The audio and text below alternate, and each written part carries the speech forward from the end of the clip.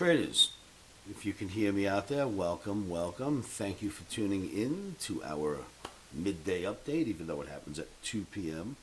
It's only 11 here in Las Vegas, you know.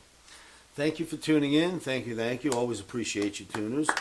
If you have questions, please add those questions into the live chat session, and I'll see if I can get to them while we're doing this live session. Please remember that this is a very, very risky game that you are playing, if you will. It's not a game, I get that. But this is a very risky business that you're in, and if you treat it as a game, it'll teach you a lesson. They can't hear you. You cannot hear me. Can anybody else out there hear me? Testing 1, 2, because I do see the voice meter is moving. Try no headphones.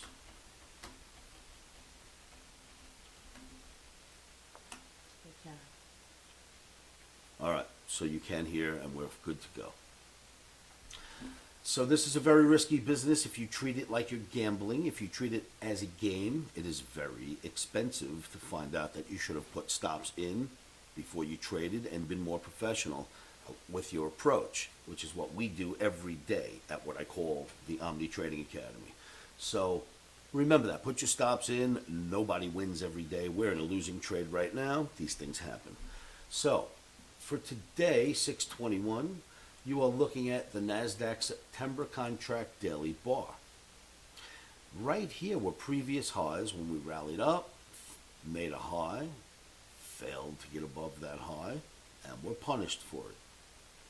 Now we've been in this channel, and here's the interesting thing about this channel. The fact that, of course, the bottom seems to hold well. It's right where we bounced off of this morning, or I should say last night when the markets were down. It bounced right off that spot. Let me zoom in a little bit on that. It literally bounced right off of here. So, last time before, and of course we can tighten that up a little bit. Last time before, and when the line began, which has a top end to it, so it's valid, right? Bounced off that and now is above those previous highs. So bravo to the Nasdaq for holding its legs down there. Let's see what else is on here. Looking at the Russell, doesn't look nearly as pretty, but you can say that at least for the Russell, it stays above this 50-bar moving average. So that's good to see because it gets punished when it's underneath it. Right? So it's good to see that at least for now, the day is not over, but for now, it is above it. If you're short, that is not a good thing to see. If you like the market, that's a good thing to see. So let's hope it recovers because that's a lot of red bars in a row there, kids. It's not usual. It's a lot of action on the downside. Looking at the E-mini S&P, I think that's what we'll find. Let's go there first. And, of course, we use the same charts every day and watch the markets morph and move. And then we, of course, gauge what's happening next based on what's happened in the past, which is why you will see these charts to start off almost every day when we start these midday updates. So, where today closes is as equally important as Friday's close when it closed below that average. That was important, but it didn't follow through. I mean, it did if you were short, like someone who stayed short over the weekend, day trader, and stayed with it. Barring that, it's holding now, but look, back above that 50, and getting below it is not usual. One time and then straight back above, right? A red bar below, a green bar back above. I'll show you what that looks like because you're probably covered right now. So moving all the way back here, you got below it quickly, but it was one red bar below, the next green bar above, and back to a rally, right? And stayed above it here. And then as we follow through and get closer to top day today, held again. Now look, one red bar down, and a green one right back up. Very reminiscent of what we just looked at back here. So, maybe the Nasdaq, ES, and Russ will find its legs down here. I like the fact that we're back in this channel. We're back in the purple channel as well as the blue channel, and back above that street-minded, I should say, 50-bar moving average. So, for the market as a whole is what we're looking at today. This is looking good so far, but as you know, it's 2:08 p.m. We could easily settle at the low of the day, and this could be a disastrous day. So we haven't closed. But snapshot right now at 2:08 p.m. on Monday, that looks much better of a picture as we were looking at, as you can clearly see on Friday. We have And hold on, two more that we usually look at each day, and then we'll move along. For gold, no. That's what I was gonna say.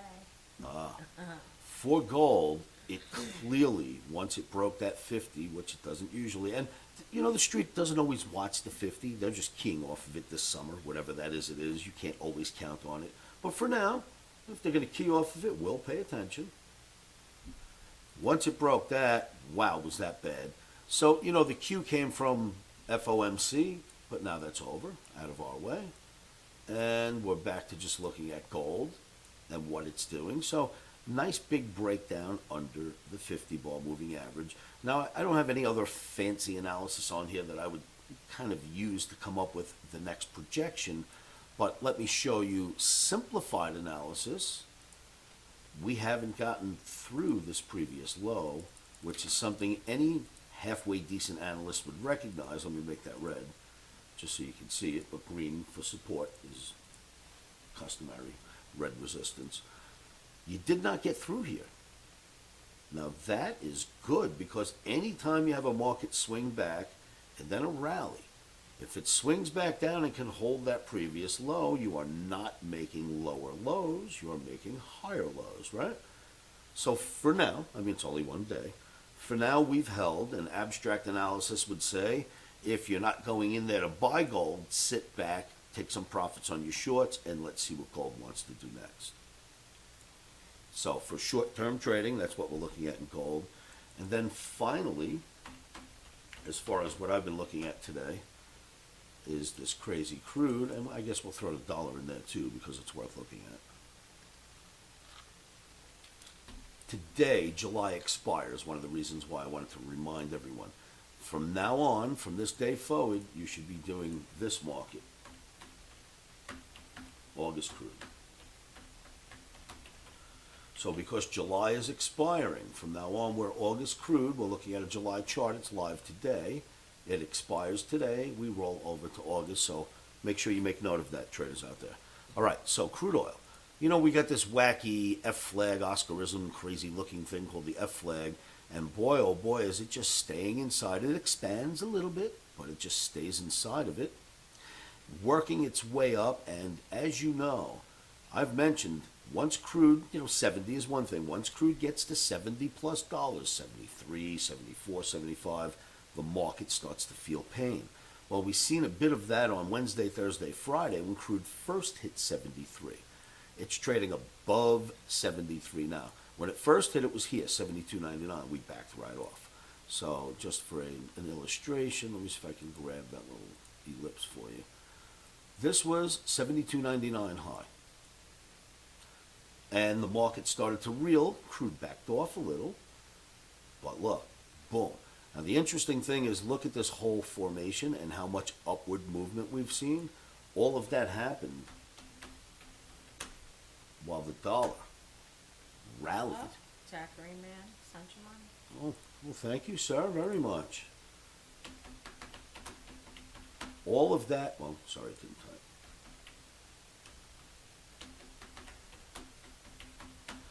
Crude did what you've seen it do inside of an F flag. Let me just do a fake illustration. Crude seen what, well, we just witnessed crude inside of an F flag stay straight on up while the dollar did something insane like this. Crude continued to go higher. You've just seen the crude picture. Now, that wasn't the gold picture, right? Gold didn't do that when the dollar went up. Gold did what you'd expect something priced in dollars to do. When dollars run up that fast, gold went down. So did soybeans, if I remember right. Right, soybeans had a nice trip on the wrong side. Oh, excuse me, on the wrong side. That was a wrong trade, obviously. I was pointing out the traders. Soybeans had a nice trip on the downside. And so did almost anything else priced in dollars. But not that crude. That stayed solid. Doesn't that tell us that we should watch out for higher prices? I think that's what it's telling me. Now, nothing goes straight up, so you may get a lot of play. But crude maintaining its legs during that whole dollar run-up? Wow. So that's what I was looking at. Hey, you have a question. He's asking what software you're using. What you're looking at right now, this is called QST, Quick Screen Trading. I use this and I use Metastock software to come up with my analysis in most cases. And I praise both of them. He's They're never both heard. great. You know, how long ago did I start helping them develop this program? When we moved, before we moved to? Sure. About 15, 17 years ago, Yeah. that long ago now. This program that you're looking at came to me as it was started already and it had cool features. And you know, if you look back 15 years ago, the time where people were really handy with computers, trading, and how to apply charts, it's hard to find one entity that could do that. Luckily, I was able to. So a lot of companies had come to me over the past, over my lifetime, to ask me to help them get started with their trading programs, especially since the 80s through the 90s. And one of them was this, QST. And what was great about them was because they trusted in me and were traders as well, the guys building it, they said, Oscar, well, basically put in anything that you ask for, which was what I asked them to do. If you put in anything I request, I'll help you build it. So I actually helped them put this whole thing together. It's not my baby. I don't make any money on the back end of it. I pay a huge amount per month till this day to have it. But I sure did help put a lot of great stuff in it. It's called QST, Quick Screen Trading. And of course, I can find the link for you and post it if you'd like to find it. And then he said, not Metastock. On my site, by the way, there is a link. A free trial link, should be a free trial link to this software as well as Metastock. Metastock has been my ultimate favorite software since I'm 18, 19 years old. Maybe 20 when it came out, right? 19. But I was there when it was invented, I guess. And that's been my... Customer 11. Yeah. You know, we have to have a customer list at Metastock. So they have hundreds of thousands of customers, and I am customer number 11. I kid you not. I was there from the beginning. Now, we had a question about AMC.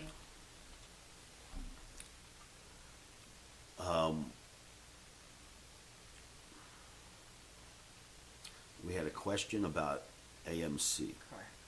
Now, here's where we're going to find out what happens when I pull up an AMC chart on QST. As I had mentioned a week ago, I did an upgrade, which kind of wreaked a little bit of havoc on my QST. It was one of their new upgrades. I'm one who likes to pull in stocks and futures at the same time. QST, you know, they more prefer that you just pull in all their futures. So I have a specialized system. And for me, we did an upgrade, or an update, I should say. And my stock charts have not been looking good lately. Let's go see what AMC looks like. If it doesn't come up here, we'll pull it up on something else.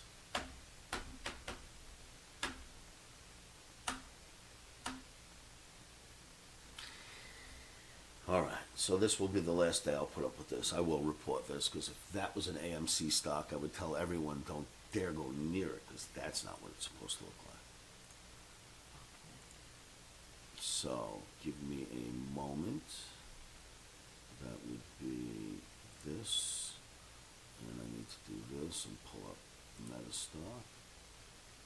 And let's go find something cool. We need AMC, huh? And does it show up? Alright, so let's do it fresh.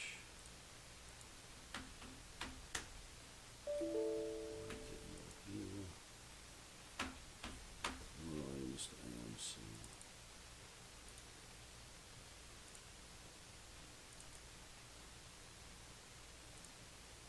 This would probably be an AMC chart.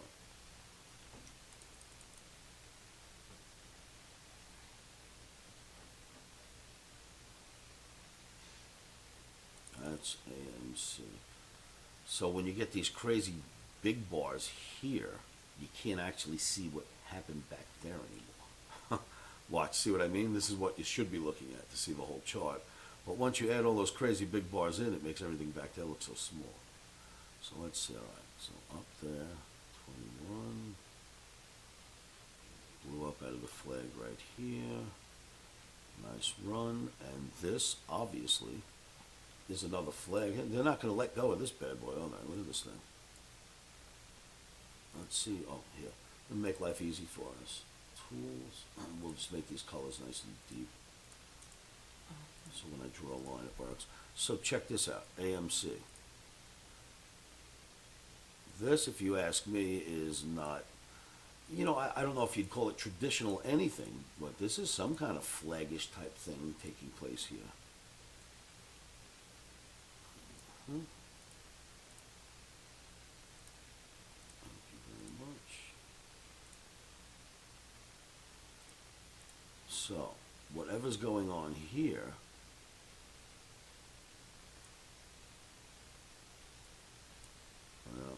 that's why I use the other machine. It's just QST is a little easier to maneuver around. All right, so, and this, of course, this trend line, we have to make this a little smaller, get rid of that and that. So something odd happening right here, as you can see.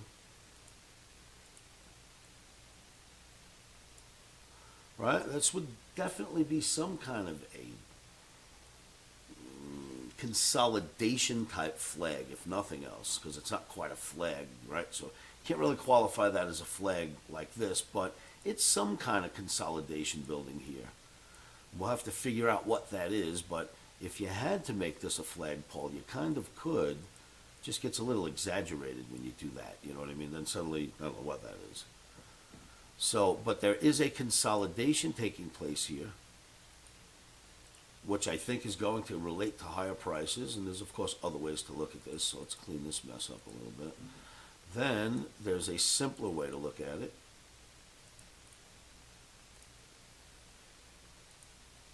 Which would be, open this up a little bit, and realize that you've got some kind of little channel forming right here. So it's got it can move up and down as much as it wants, but it's doing something right here inside that channel, right? So you got that formation inside of what looks to be this kind of consolidation. I would have to think that's more bullish than bearish. Okay. Next was Bitcoin and Cardano. Cardano coin. Let's see if Bitcoin has a chart that we can open. Bitcoin update.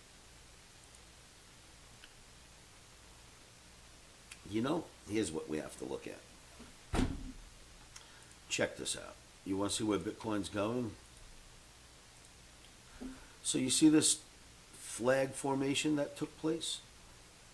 What exactly, what average are we looking at here? Street certainly doesn't follow that one on this chart. Average is meaningless. So let's get rid of the stuff on here that we don't want. Average is sort of meaningless as well. So now, we had this, if you recall. We were looking at this for a while. We got lucky and bounced out of it. Then it fell back down, and it looks to me like now what you got to watch out for is taking out this double bottom area. But remember this picture. And we can make it look even nicer than that. Remember this picture right here. We're not going to use the flagpole for the bottom of this. We're going to use the bottom of this consolidation instead. And we're going to make it look like that. And this is Bitcoin. So, we want to know where we think Bitcoin is going. If this comes up, we'll get lucky. Let's check here first. Maybe I've already got one set.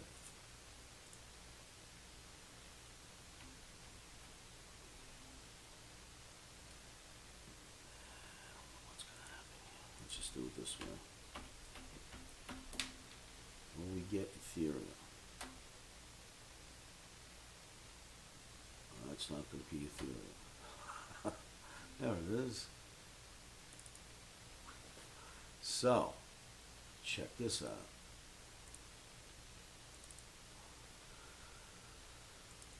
This is Ethereum. Let me label it, and then we'll go to work on it.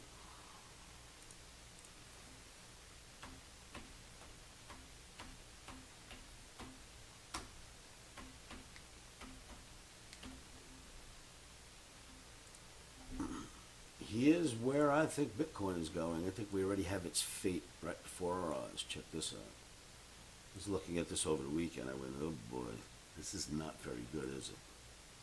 All right, so first you had this. All right, and you could add the flagpole right here. So we have this.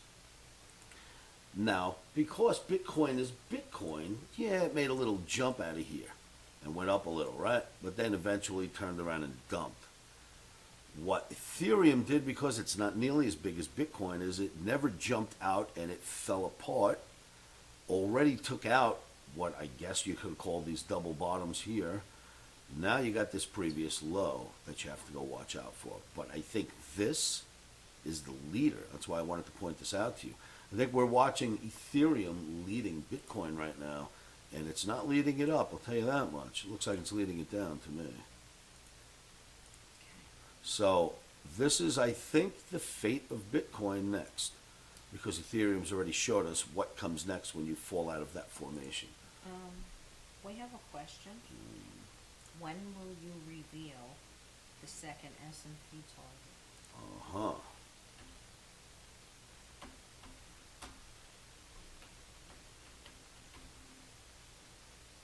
When will I reveal the S&P target? Yes, you want, I guess is what we call it. So, let's go take a look at that. This is E-mini S&P. And by the way, this is on Metastock.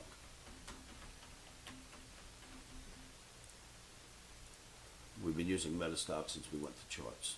So, what we have here is a situation where I'm not going to give out the next level until I, of course, get proven that I didn't already call the level. So my call in the beginning of the year, and that's back all the way the hell down here, kids. I had my analysis done when we were trading somewhere in this area. Because I let everybody on my site know I already had my figures for the year. I just didn't want to put it out in videos yet. So right around here somewhere, I don't know, the 3,700 area, 3,800, 36 to 3,800 area, I had my projection for the year. And then we posted it on the board not too long later because we started to rally up, and I said, you know what, it's going up. Let me just give you guys my projection, and we put it on the board. We have rallied since then all the way to here. And the projection was for it to hit 4260. And that won't work. And it basically hit 4267 and a half. And according to this, 4258, but we're looking probably at a SEP contract. Oh no, we're looking at SEP. June hit 4267 and a half. It hit my target and since has moved lower. And I'm not calling a higher target yet, kids. That wouldn't be fair to me. It is sitting on my board. Now here's when I will call it. Because if we dump from here, hey look, I gave us the highs in the beginning of the year. We hit the highs and cracked. I get to actually take a little credit for that. But if we go back up, here's what I expect. Let me just make this look a little fatter at the top and bottom. We'll see if this will help.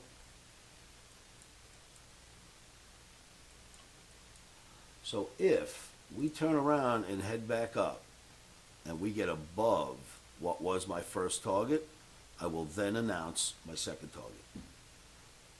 Just, a little bit of fairness to me because, wow, what a great call that will be if that's it. We topped out there for the year. Am I calling that? Not a chance. Can that happen? Well, it could. So, Okay, Moderna, mRNA, could you pull that up? mRNA. See if I already have one. And nothing shows up in the list, so we'll pull it up.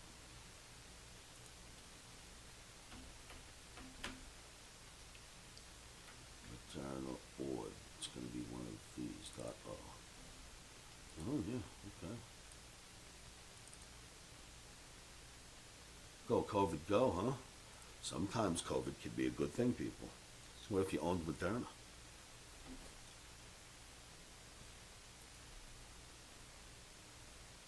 Damn, nice chart. You know, I don't know what's on this because I haven't really played with it much. So let's just see if there's a really big channel that it's been behaving inside of somehow. Where would that be? Let's see if this has anything to do with the channel. I don't know, but let's at least put some abstract work on it and see what happens. And I'll label this as well.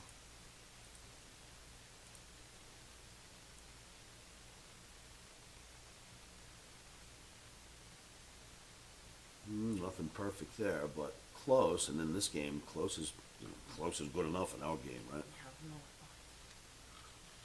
What I do. All right. So, staring at this chart long enough, here's what I can tell you. What's this? MDR, Moderna. Is M- mRNA. mRNA.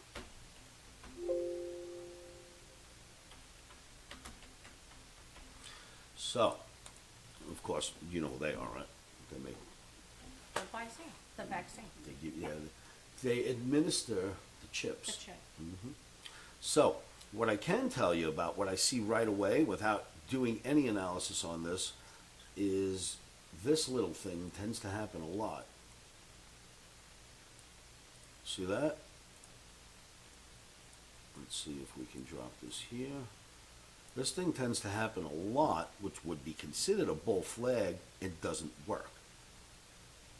So, there's one happening right now. Salsa thing. There's one happening right now, right here. So interestingly enough, same sort of thing here, messy, but same sort of type of formation, and it didn't work. Bear flags tend to be working. I don't see the bull flags working, so that's very interesting. So on here, just again, we do abstract analysis on these updates just to sort of point us forward. But little things that have worked is like a little bear flag sitting here, seems to work with no trouble. Right? I won't make it perfect. I'll just try to draw something quick here for us. So the little teeny bear flag here, that works. Bull flag doesn't seem to work. I could see another bear flag that worked. And my Oscarism F flags seem to work. There's sort of one here. But that bull flag doesn't seem to do much here, which is interesting. So we just maybe stumbled upon a formation type of characteristic of Moderna, which is watch out for bull flags. They don't work.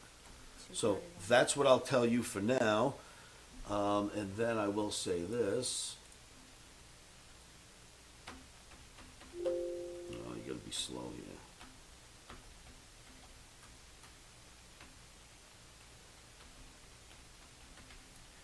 You can find me here if you'd like to hang out with me further. I'm always in a live trading room. No credit cards, no nonsense. I don't ask for any information, your name, username, whatever. Come on down and hang out with me at livewithoscar.com. Thank you for tuning in. I really appreciate you guys showing up for these afternoon updates. And I hope I've helped in some way. I will see you all at livewithoscar.com and tomorrow at 2 p.m. Thank you for tuning in.